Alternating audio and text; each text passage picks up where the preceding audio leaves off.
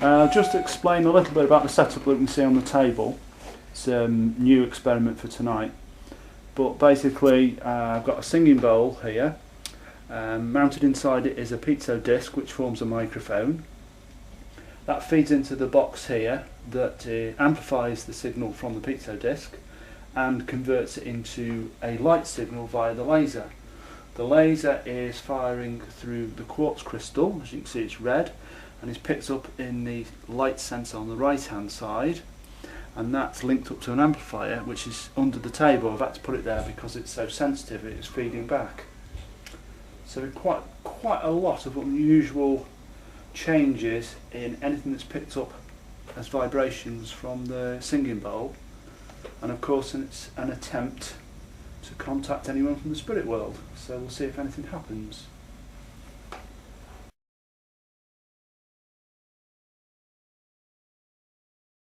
Obviously Paul's adapted the K2, but we wouldn't have like got the Gauss meter there and stuff. I mean, like that still comes in handy. I mean, like I said, we were down there before. I mean, you can't really measure it so much on the magnetic frequency as you can on that. So even with that, you can come in, you can measure it. Oh yeah, a lot of work it in with the pulse equipment as well. Yeah, well, a lot of the things I built are just meant to be stationary like this. They're not. Yeah. They're not carry around. Well, that's amazing. Isn't it handy downstairs there when I put that on? Yeah. And it shows you how much things like that. Well, a lot of, I like the mix of everything. And even like you say. Did you hear that? Sorry to interrupt. What was that? There was something tapped, something metallic then. Well, the piezo disc at the back is a microphone. It sounded metallic.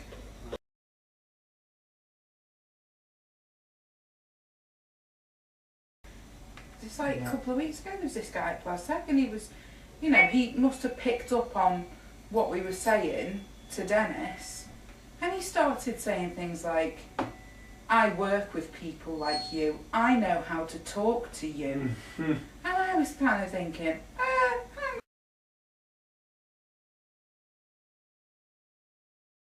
like the hand that we've seen, we've had, it's like every time I'm with Sam, something happens. What hand was that? We were in the Regency bathroom, the one with the big mirror. Yeah. That was the first night I'd ever been.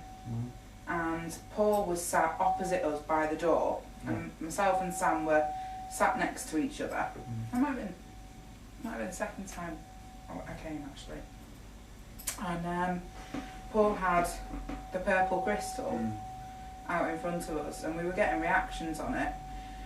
And myself and Sam just happened to look over at Paul at the same time, both gasped, and we'd basically seen a hand behind his back, behind his head.